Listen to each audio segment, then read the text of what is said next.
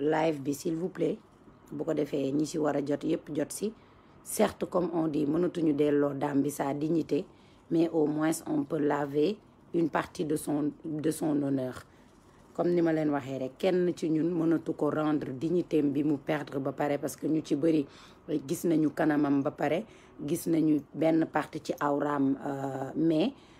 ñu jéem ñun ñëpp ensemble ñun ñëpp ñu jéem parce que parfois day am erreur yoo xam ne erreuru mbooloo la erreuru collective la donc il faut que tout le monde ensemble qu'on puisse réparer erreur boobu nga xam ne am na même bu fekkee ne suñu loxo takku ci ndax ku ci nekk tey boo nekkoon ci place am rek wax dëgg fa yàlla gëm naa ne doo ko supporter donc ñu ngi leen di ñaan s'il vous plaît ngeen partager vidéo bi 5 secondes lay durer ngeen partager live bi ñi ci war a jot ci ñi ko war a seetaan si dama nekk en mais c'est pas salaamaaleykum dama nekk en direct sëñ bi merci beaucoup donc ñii ñaan tamit ñi nga xam ne dañ may woo buñ ma woo appel normal buñ ma woo sur Messenger s'il vous plaît bu leen ma woo appel normal bu leen ma woo sur Messenger déjà du live boo xamante ni sax les personnes peuvent intervenir live la boo xamante ni dañu ko def pour mën a waxtaan ak sénégalais yi par rapport à la situation que tout le monde partage képp ku ci jot rek te waxu démb bi nga koy naqarlu na nga ko partage pas sama jëmm moo tax mais parce que man mi def live bi sax benn membre famille wu soxna si moo ma contacté nekk góor ba pare doon jooy ci téléphone bi muy wax ak man ne ma instant yi munoo leen xam ampleur wax bi fi mu toll ci côté familial munuma partager audio bi munuma screen parce que dama ko promettre ne duma ko def mais wallahi al azim membre famille wu soxna soosu nga xam ne vidéo bi démb def na tuuru Sénégal kenn ci membre famille bi moo ma contacté ni ma Sophie ma ne ko mu ne ma munoo xam instant yi niveau interne lii coow lii yàq si suñu biir famille yàq nag mooy côté émotion yàq nag mooy côté yëg-yëg parce que ku ci nekk tey bu fekkoon bokk nga ak soxna soosu ségam ñun ñi bokkul ak moom dara ñoo am lu ñu metti maag ponkalum magum jëmm bu ma war a àttana vocal ma di jooy di tuur xéewal wax dëgg fa yàlla ba man ci sama bopp ma déplané wu dañuy commencer par la dame lefuma live bi pour dara expliquer na ma jigéen boobu ban genre jigéen la nekkoon donc elle ne mérite pas ce qui s'est passé nee na jigéen bi digne na dafa jàng ba am ay diplôme am la majorité de sa famille voyagé moom soxna si mu nekk ci dëkk bi di góorgóorlu waaw la majorité de sa famille mën nañ ne dañoo voyagé moom mu nekk fii Sénégal di góorgóorlu yor une partie de sa famille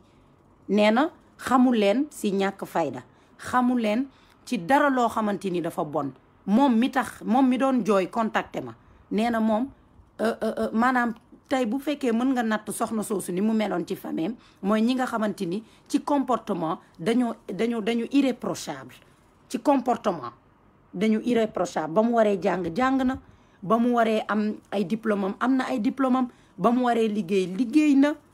yéen a ngi comprendre ba pare nekk une personne respectée au sein de sa famille kon ngeen war a xam ne natt fu nekk lay jóge ci doomu aadama une personne boo xamante ni les membres de sa famille sañu ñu sax laal catu karawam ci caaxaan ci foo wala ci ree dinañ duggaat waxaat un peu sur boo leen xooloon vidéo bi ak ñi am seetlu yëpp xam ne innocente la woon que peut-être elle n'était même pas lucide jéemu ñu def avocat du diable mais ay doomu aadama bu ñu defee erreur parfois dañ koy accepter waaw Fatou Faysa dinaa ñëwaat ci la voix de la dame ay doomu aadama bu ñu defee erreur dañ koy accepter may ñaan comme erreur bi ça a été collectif partage yi bëri woon na live bii nga xam ne benn mbokk dame bi bokk na ci ñi nga xam ne dañu ma autorisé wax ma ne naa def live bi wax ngir yàlla parce que waa ji góor yàlla la mais dafa doon jooy comme da nga koy dégg nga xam ni kii nii dafa am lu ko metti mais dama bëgg taxawaat sur la dame je ne fais pas l'avocat du diable mais c'est une personne très respectée au sein de sa famille jàng ba am ay diplôme am je répète encore une fois catu karawam ci ay caaxaan nit du ko laal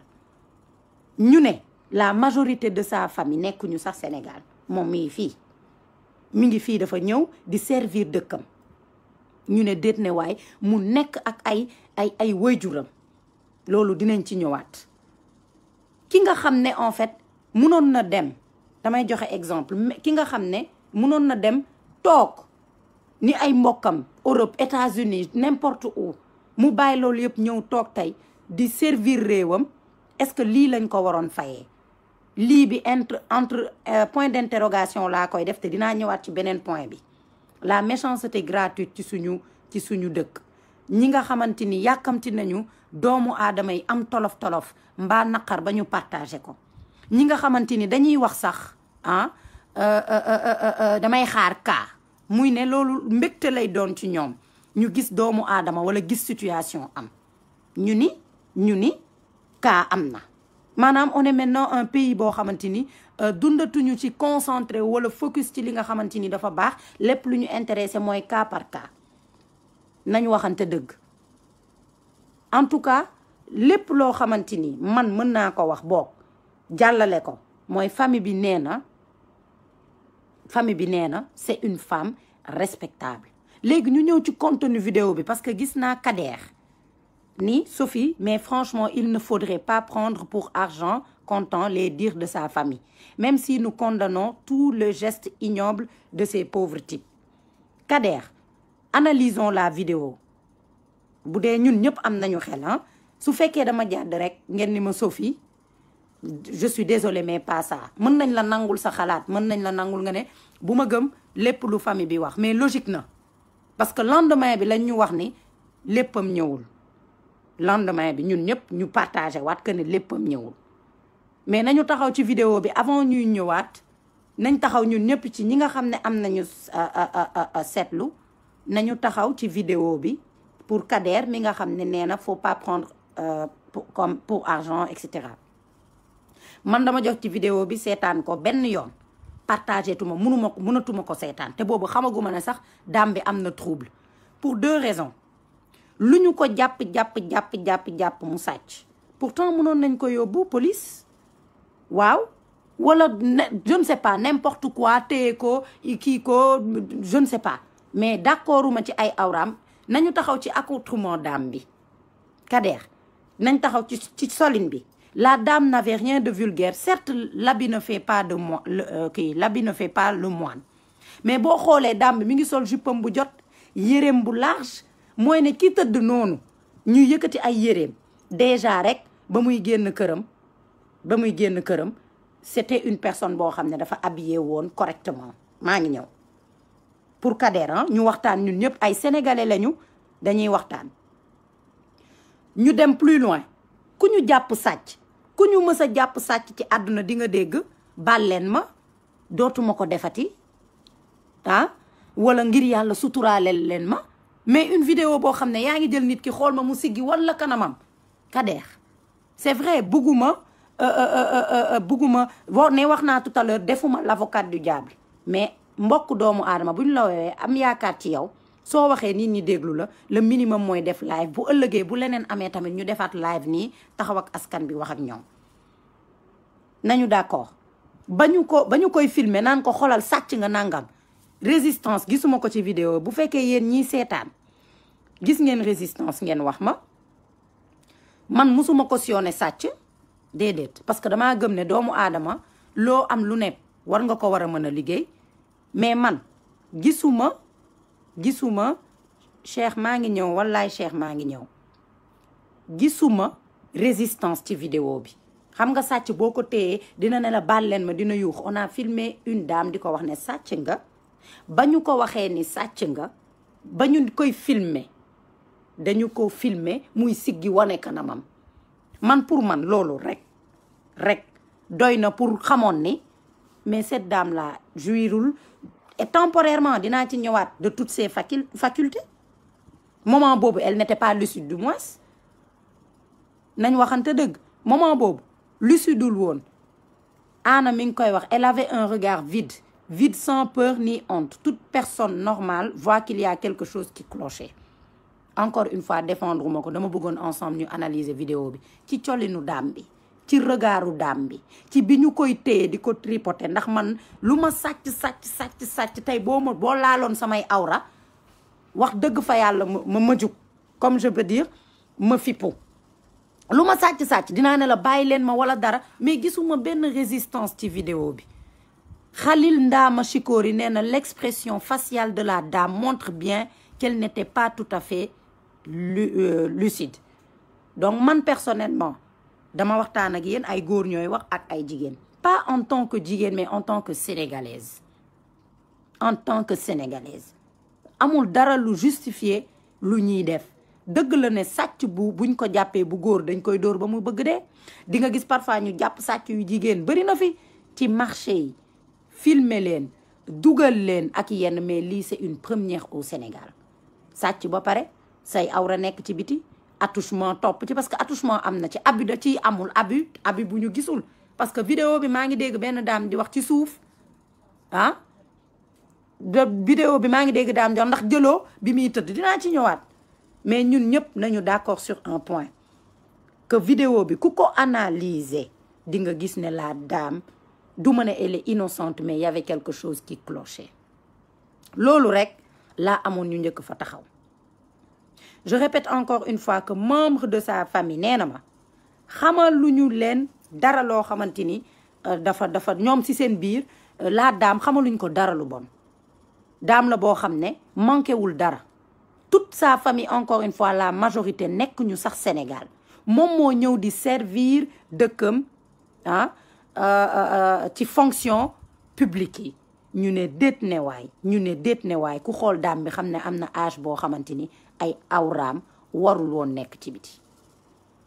on ne cautionne pas sàcc. bu fekkoon sàcc la ñun ñëpp ñu teg suñu bët xool carrément ne kii sàcc la, ñun duñu wax. dañuy wax livrer leen ko police comme d'habitude. su nit ñi di maltraiter nit, xanaa sàcc bu góor buñ ko téyee di ko dóor sax lan lañ koy wax? bul dóor. attention, dañuy wax carrément bul dóor. sàcc bu góor buñ ko téyee di dóor dañ lay wax livrer ko police, bul dóor. parce que dóor boobu mooy indi après seytaane, mooy indi après nga def loo warul def, mooy indi nga rey nit ki, mooy indi leneen ak leneen ak leneen. mooy indi leneen ak leneen ak leneen. et encore une fois justifié wuñu, défendre ñu.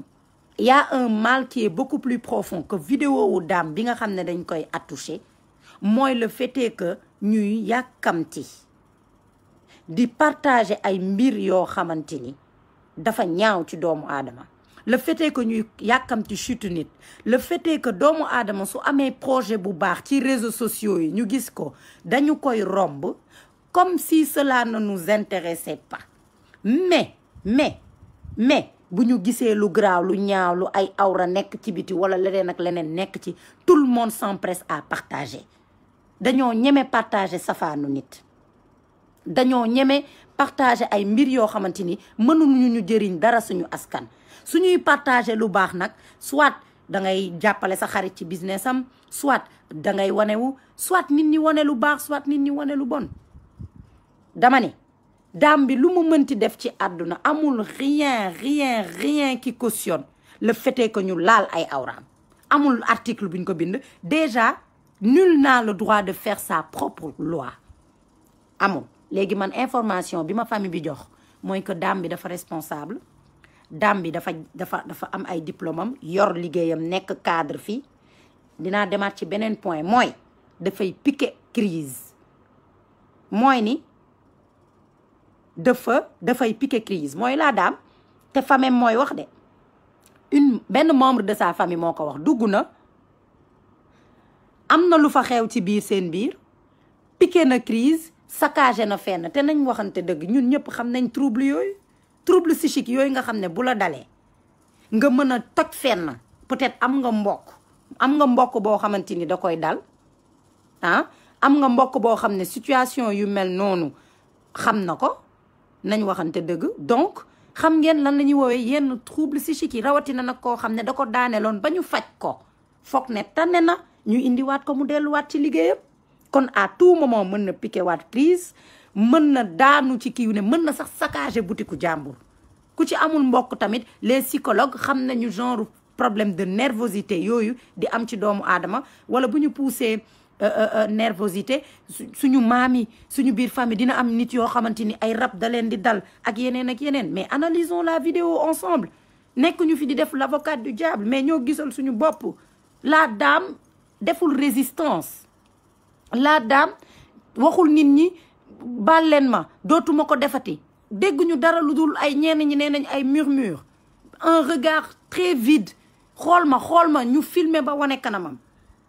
léegi nag ñun ñëpp ay responsable lañ nekk ci toile bi nekk ci réseaux sociaux yi. je répète encore une fois mënuñu ko delloo dignitéem parce que li jàll ba pare jàll na malheureusement réseaux sociaux ak internet dafa doy waar. mais ñun ñëpp mën nañu jàpp ci toutes ces vidéos qui sont sur la toile mooy yéen 700 personnes yi seetaan live bi ku ko ci gis site internet yi dañu leen di ñaan je répète encore une fois na ñëpp dindi vidéo yooyu dindi photo yi. au moins ñu wane ne ñun ay action collective mën na dara mënatuñu ko delloo dignitéem. waxuma ni waxuma sàcc d'autant plus que c'est sa famille qui témoigne que du sàcc fii bëri na sàcc yu ñu fiy jàpp seen famille duñu wax dara ndax dañuy xam ne ay sàcc lañ nañ waxante dëgg. chaque jour ñu dóor fi sàcc famille bi du génn ne lu tax ñu dóor ko ñu dóor fi sàcc filmer ko teewul même tey daam bi ñu ne tey même bu nekkoon sàcc kenn waru ko woon def loolu sàcc bu góor buñ ko jàppee di dóor sax dañ naan nit yi bàyyi leen ko. parce que dóor boobu soit mën nga ko ci rey wala dara livrer ko à la police metti na c'est vrai vraiment metti na bu dee dañu sàcc nit je dis bu dee dañu sàcc nit mais bul def sa propre loi parce que xolu doomu aadama bu nekk soo bëggee fajal sa bopp toujours dañ lay wax ne soo meree ci saa si bul faj. ñun ñëpp ku ci ne jaar nga ci sa parent da lay wax soo meree ci saa si bul wax soo meree ci saa si bul def loo xamante ni mën nga koo rëccu. donc encore une fois même si la dame a fait quelque chose ca biir boutique bi ak lu mu mënti doon àdduna du neex ba ñu cautionner ce qui s'est passé pour ñun ñëpp muy góor muy jigéen. vidéo démb bi ñëpp dañ cee indigné wu. je répète encore une fois ci comportement bi irréprochable bi mu am au sein de sa famille. piqué na crise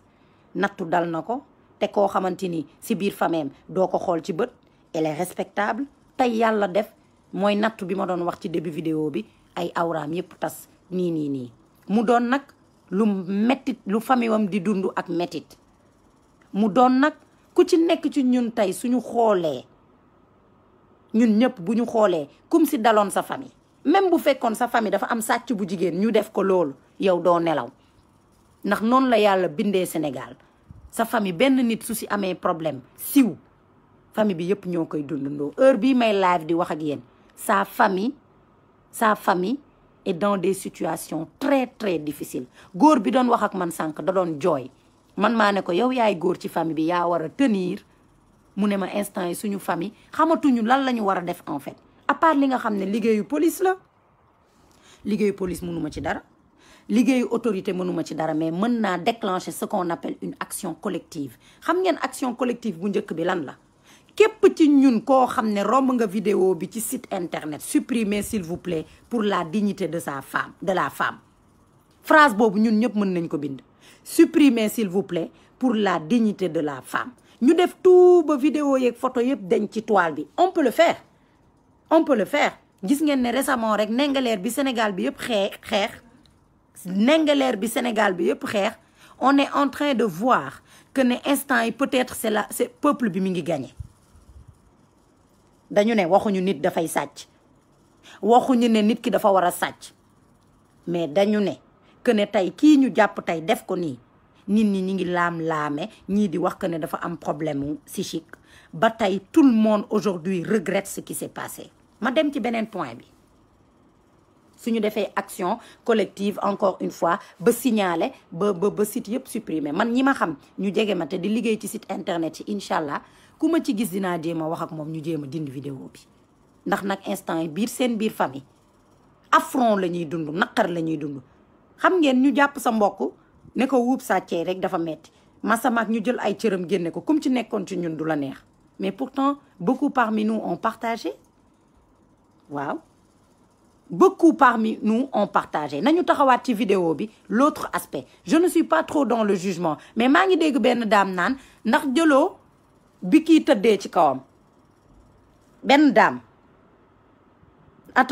daam di wax jigéen comme ñun naan ndax jëloo bi kii tëddee ci kawam maanaam li ko intéressé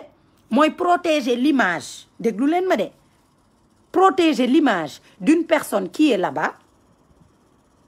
di def loo xamante ni tey ñun ñëpp gisandoo nañu ne ñenn ñi ci biir vidéo bi dañu doon bëgg continuer di ko summi il a fallu que kii filmer naan leen non bàyyi leen léegi la personne bi nga xamante ni moom la ñu jéem a doon suturaal parce que dafa tëddoon ci kawam wala parce que ñun ñëpp ñoo ko déggandoo attention mi naan ko mbaa jëloo bi muy tëdd ci kawam kii wax jigéen la ki muy suturaal góor la te leer na ma ne ñun ñëpp c'est le même problème généralement dans notre société dañuy yar ay obsédés sexuels suñu biir kër yi excusez-moi ngeen baal ma parce que parfois il faut dire les choses telles qu'elles sont dañuy yar ay obsédés sexuels suñu biir kër yi ñuy def ay mbir yoo xamante ni yow au lieu nga yóbbu nit ki ñu jàppale ko da nga koy suturaal di ko suturaal ci li muy def ba xëy mu def njombe soit mu violé nit wala mu def loo xamante ni bu ëllëgee ci biir mën na koo rëccu nga nar fa taxaw di wax ne waaw di ut ay wàllu wala di ut ay ndimbal wala di ut yeneen ak yeneen alors que mal ci racine bi lañ koy daggee su fekkee dans ta maison tu as des personnes yoo xam ne dañu am yenn comportement yi ci ndaw tu dois les aider danga war a jàppale sa doom danga war a jàppale sa cousin danga war a jàppale sa frère soo gisee ne kii mi ngi am yenn comportement yoo xamante ni dafa anormal bëri na Cheikh Thiaré noonu laay waxee de du sama xol moo fees nii laa mel y a des personnes passionnées les personnes passionnées nii la ñuy waxee du dara du mer du dara damay waxtaan ak les Sénégalais ak les peu de personnes yi may suivre ma ni ñun ñëpp parfois dañuy protéger ay doomu aadama suñu kër yoo xam ne su fekkoon début bi dañ leen a jàppale lu bëri du am parce que yow yaa ngi bañ affront personnel mais tu n'aides pas l'autre personne à aller mieux parce que nga taxaw nit jàpp sàcc tëdd ci kaw sàcc am na góor yoo xamante ni sax ils sont tellement bien éduqués que bu ñu jàppoon sàcc di xëcc yéreem sax duñu taxaw di ko xool ci yar biñ leen yar ci ormal jigéen wallahi am na góor yoo xamante ni tey bu ñu taxawoon foofu duñu sax xool gel bi mooy bu ñuy yëkkati yéreem duñ ko xool massamaak nag nga koy tripoter wala ngay tëdd ci kawam attention kon nag y a des comportements yoo xam ne dañu war a dem au-delà de cette dame qui est sur la vidéo mooy ces personnes yi ngeen xam ne da ngeen ko gis mu nga war a jàpp sàcc bu jigéen war a tëdd ci kawam wala war ko tripoter loolu fan la am fan ngeen ko gis amul dara luy justifier partie boobu donc damay waxaat rek encore une fois ñu bàyyi xel si yenn affaires yi nga xam ne ay détails yu ndaw la gis ngeen vidéo boobu dafa bëri leçon si ñun jigéen moo taxaw di gis jigéen ñu koy summi presque góor moo naan non bu leen ko def dégg ngeen góor moo naan non bu leen ko def jigéen mooy waxaat ndax kanamu beneen bu góor bi feeñul di protéger koo xamante ni loolu muy def en temps normal du yoon amul dara luy qualifier ay gestam avec ça ñu bëgg que ñun suñu société avancée je ne suis pas d'accord nañu logique ñun ñëpp tuuti amul dara loo xamante ni war nañu taxaw di seetaan ces genres de situation yooyu moo tax ñun ñuy yar ay violeurs suñu biir kër yi genre situation yooyu moo tax ñuy suturaal ay pervers suñu biir kër yi te mën leen dimbali muy góor comme jigéen day am doomu aadama fooy toll tu as besoin d'aide mais dañuy camoufler jéem a defar ay affaire wallahi ba yàq àdduna nit alors que dès le bas âge mënoon nga ko dimbali mënuñu wax ba ku góor ki tëddoon ci kaw ku jigéen ki ba ñu koy suturaal mu nekk lu normal mënuñu wax ba ku jigéen ki di wax ni di suturaal keneen alors que jigéen mi ngi toog mu normal alors que góor mooy taxaw naan non bu leen def lii te je répète encore une fois am na góor yoo xam ne mënuñoo xool awra jigéen bu fekkul seen jabar wala leneen loo def dañuy dummóoyu ci yar biñ leen yar la ci yar biñ leen yar ci suturaal jigéen la ci yar biñ leen yar ci xam dayooy jigéen ci respecté bi ñu respecté seen wayjur bu jigéen ba tax ne ku ñu gis jàppee ko ni yaay bu ñu jur wala ku ñu gis jàppee ko ni seen sœur yi nekk seen kër. Et c'est très très important yërmande moo yor réew yërmande moo yor dëkk. Donc man analyse boobu laa amoon bu may njëkk def ci vidéo bi, analyse interne. La dame lan la ay témoignages yu nit ñi am ci moom, ni mu résister wulee biñ koy bëgg dóor, d'accord. Dame bi taxaw nekk jigéen comme moom waroon wax bu leen ko summi, góor bi taxaw di wax non non non non bu leen ko summi moom ku góor ki alors que mooy góor